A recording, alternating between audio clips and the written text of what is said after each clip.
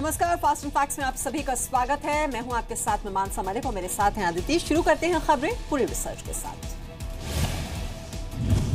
Samajwadi party सांसद नरेश अग्रवाल के राज्यसभा में हिंदू देवी देवताओं पर दिए आपत्तिजनक बयान पर हंगामा जारी है।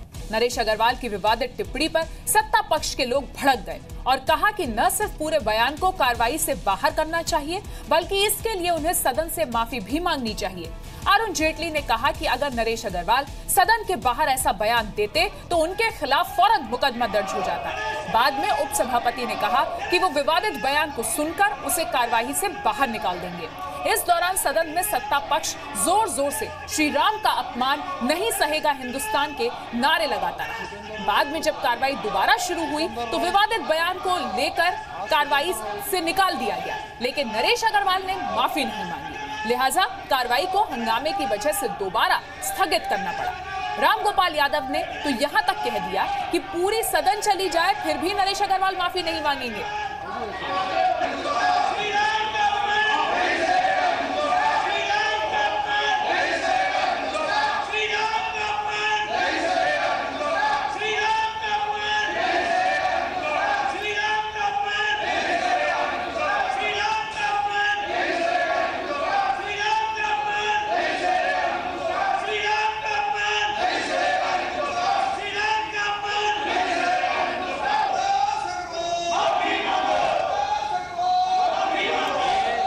बीजेपी की ओर से मांग हो रही है कि नरेश अग्रवाल को अपने विवादित बयान पर माफी मांगनी चाहिए और वहीं रामगोपाल की ओर से यह साफ कर दिया गया कि उनकी ओर से माफी नहीं मांगी जाएगी क्योंकि बयान उन्होंने वापस ले लिया है, तो फिर माफी किस बात की। तो बयान हालांकि जरूर नरेश अग्रवाल ने वापस ले लिया, लेकिन जो विवादास्पद बयान उन्होंने दिया है उसको लेकर यह हंगामा होता रहा और उसके बाद संसद की कार्यवाही को 4 बजे तक के लिए स्थगित करना पड़ा और माफी मांगने के लिए तैयार नहीं है नरेश अग्रवाल। बीजेपी ने अपमान पर माफी की मांग की है, वहीं समझने के लिए तैयार नहीं है नरेश अग्रवाल। बीजेपी ने अपमान पर माफी की मांग की है, वहीं समाजवादी पार्टी नेता रामगोपाल यादव ने कहा है कि सदन चले या न चले, नरेश अग्रवाल माफी नहीं मांगेंगे। Sir, probably you were busy speaking to one of the members. You have not heard the gravity of what he has said. He has linked up each of the Hindu gods with a brand of alcohol.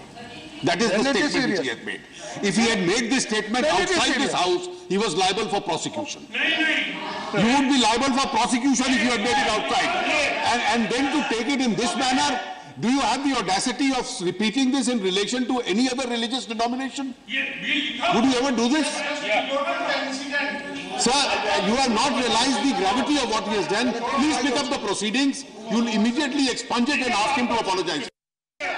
Naresh Agarwal कभी माफी नहीं मांगेंगे, चाहे सदन पूरा ऐसे ही निकल जाए। कोई सवाल नहीं माफी मांगेंगे, कोई प्रश्न नहीं।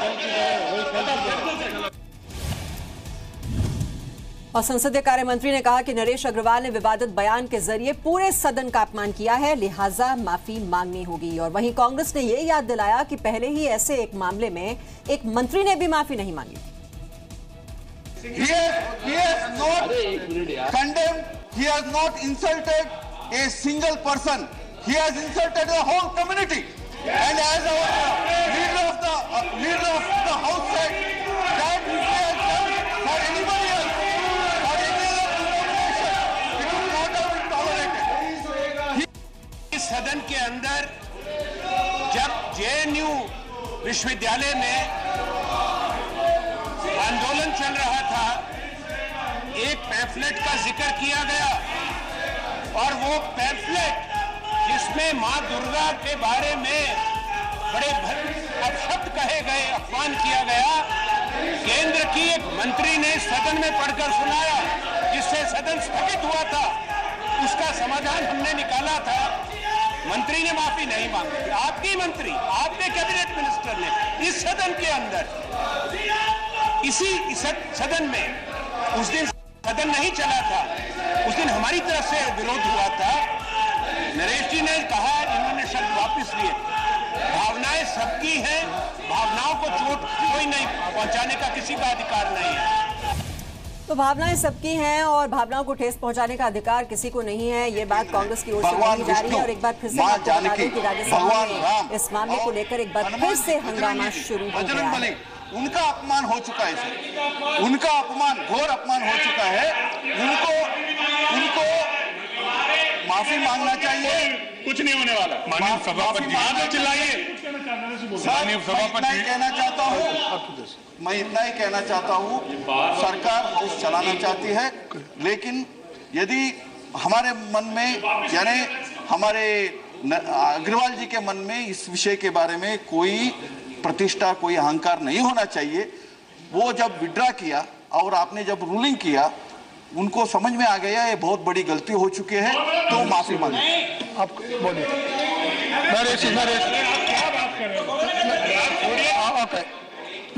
रामगोपाल जी, प्रोफेसर रामगोपाल जी। एक ही बात के लिए दो मापदंड नहीं हो सकते। इसी सदन में हमारी एक केंद्रीय मंत्री ने जो पैम्पलेट पढ़ा था, उसमें माँ दुर्गा के लिए जिस तरह के शब्दों का प्रयोग किया गया था, वो सबकी भावना को ठेस पहुंचाने वाले थे। अगर उस मंत्री ने माफ़ी मांगी हो उस इशू पर, तो नरेश अग्रवाल माफ़ी मांग लेंगे। आप रिकॉर्ड देख लीजिए।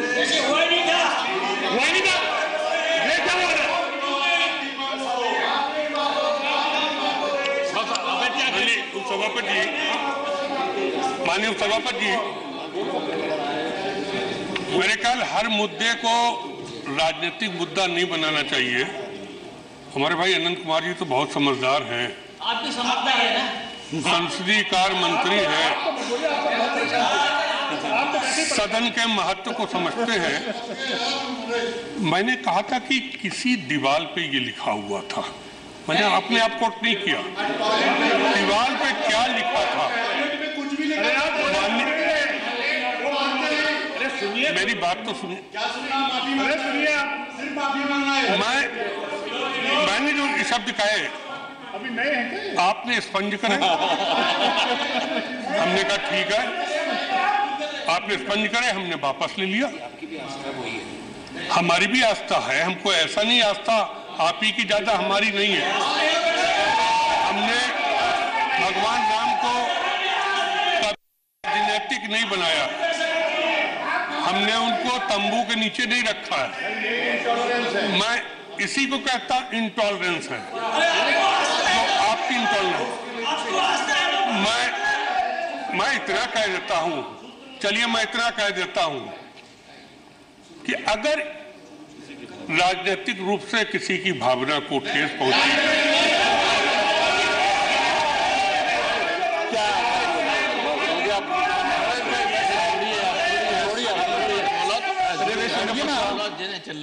सर एक बात मैंने मालूम किया, उन्होंने क्या बोला है सर।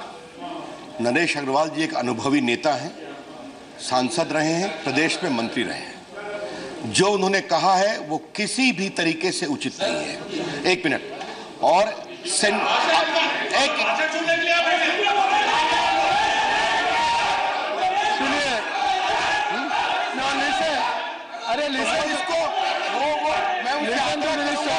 प्रकट करें सर। अरे सुनिए, मैं उनका बहुत सम्मान करता हूं। अगर उन्होंने चाहे भी बोला है तो उनको खेत प्रकट करके मैटर को खत्म करना चाहिए, ये मैं उनसे आग्रह करूंगा। खेत तो प्रकट कर चुके हैं। माननीय सभापति जी, मैंने कहा ना, कभी मेरी इच्छा नहीं थी मैं किसी की भावना को ठेस पहुंचाऊं। मैंने कभी ये नहीं, मेरा राजनीतिक जीवन 40 साल का हो गया, मैंने कभी किसी धर्म, किसी जात, किसी को क्षेत्रीय वार्ता को कभी मैंने आघात नहीं पहुंचाया। मैंने जिंदगी में कभी निजी किसी पे कमेंट भी नहीं किया। मैंने आज तक किसी पे व्यक्तिगत आरोप भी नहीं लगाया। लोगों ने व्यक्तिगत आरोप लगाए होंगे। 91 के चुनाव में जब हम लड़ रहे थे कांग्रेस से, उस समय लोगों ने बहुत कुछ कहा, लेकिन इसके बावजूद भी अगर लोगों को ठेस पहुंची है, मैं खेद व्यक्त करता हूं, बस खत्म। ओके,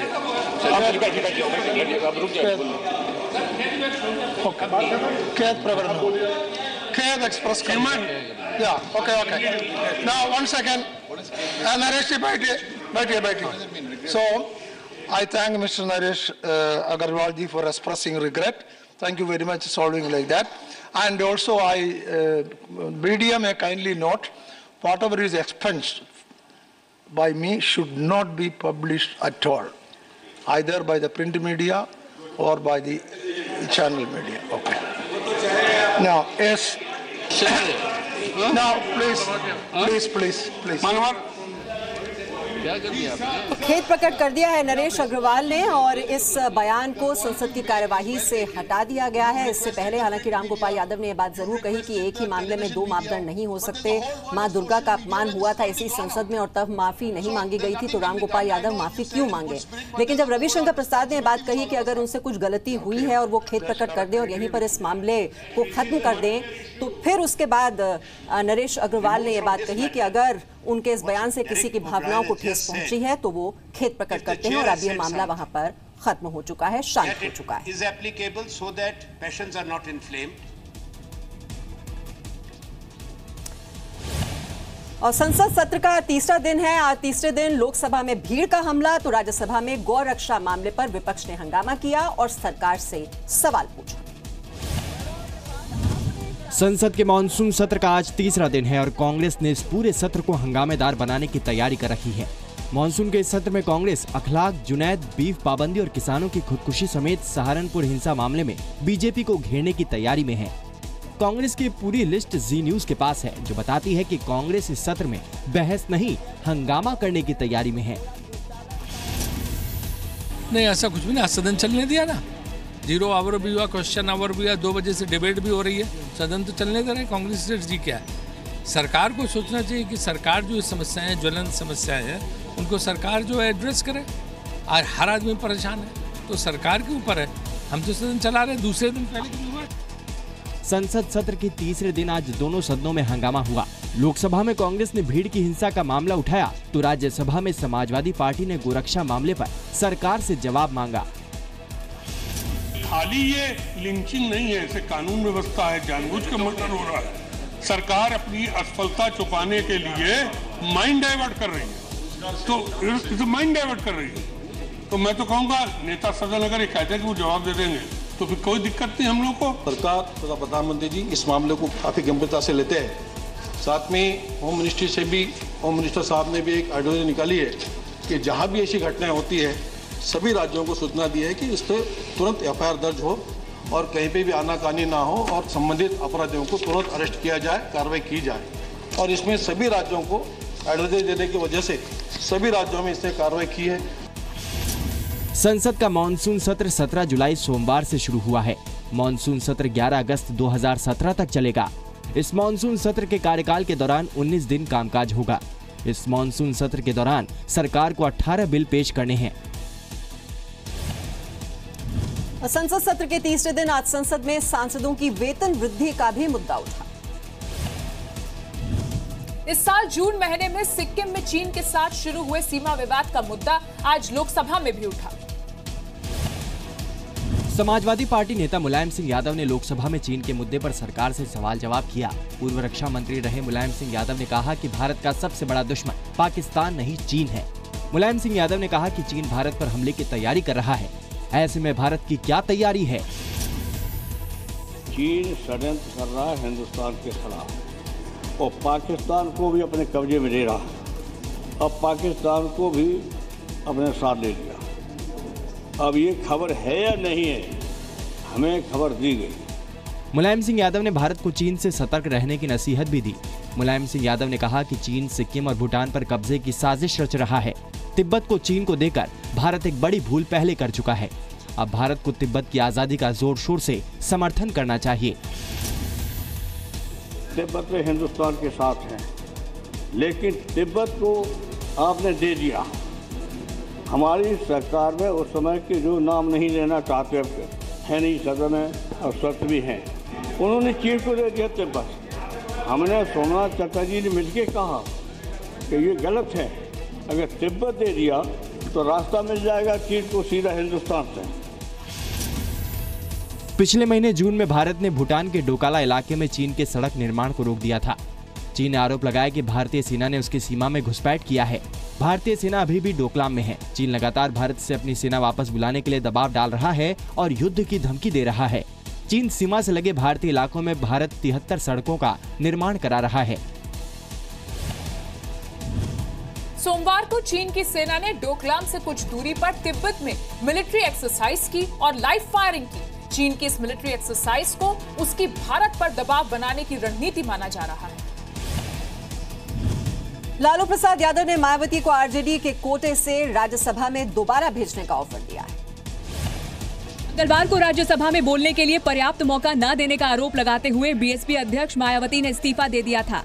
लालू प्रसाद यादव ने मायावती के राज्यसभा से इस्तीफा देने को संसदीय इतिहास का काला दिन करार दिया। लालू प्रसाद यादव ने कहा कि मायावती दलितों की आवाज है, उनकी आवाज को दबाने की कोशिश हुई है। अगर मायावती चाहेंगी तो आरजेडी उन्हें राज्यसभा भेजेगी। कहीं से कहीं कोई जा सकता है। दीदी चाहेगी तो हम लोग भेजेंगे बिहार से। बीजेपी का कहना है कि मायावती का इस्तीफा महज एक सियासी ड्रामे से ज्यादा कुछ नहीं है। नियमों से भी चलता है और उस अनुशासन और नियम का सम्मान हम सबको करना पड़ता है। इसलिए जो है वो मुझे लगता है कि ये सीधे सीधे जो है वो सेल्फ गोल है और कुछ नहीं। मात्र 8 महीने बचे हैं तब वो रिजाइनेशन दे रही हैं और दूसरी तरफ लालू जी उनको ऑफर दे रहे हैं। तो एक तरह से लालू जी बिहार में हाशिए पे आ गए हैं। इसलिए ऐसा मायावती जी का समर्थन कर राज्यसभा से भेजने की बात कर रहे हैं कि लालू जी खुद बिहार को न देखें कि उनकी स्थिति वहाँ क्या हो गई है। तो इस तरह से राजनीतिक ड्रामा के अलावा मायावती जी का रिजाइनेशन कुछ नहीं है। राज्यसभा के सभापति ने अभी तक मायावती का इस्तीफा मंजूर नहीं किया है, लेकिन विपक्ष पहले से ही लामबंद होना शुरू हो चुका है। बिहार के पूर्व मुख्यमंत्री जीतन राम मांझी ने कहा कि लालू प्रसाद यादव को दलित का अपमान सिर्फ यूपी में दिख रहा है, बिहार में नहीं। सवाल है, दलित का अपमान वहाँ हुआ, उत्तर प्रदेश में उनको सूझ रहा है, लेकिन बिहार में जो दलितों के बच्चियों के साथ बलात्कार हो रहा है ये उनको नहीं सूझता है। तो कहने का मतलब है कि ये सब राजनीतिक रोटी सेक रहे हैं। ये शेड्यूल कास्ट का वोट कैसे पोलराइज हो वो हो जाए। बीएसपी अध्यक्ष मायावती का राज्यसभा में कार्यकाल अप्रैल 2018 में खत्म हो रहा है। बीएसपी के पास विधानसभा में इतनी सीट नहीं है कि मायावती को दोबारा राज्यसभा भेज सके।